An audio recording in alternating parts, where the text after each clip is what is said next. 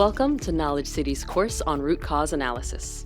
In this course, we will cover 6 lessons related to problem solving. You'll learn how to break down a problem, resolve it, implement the decision, and evaluate that decision.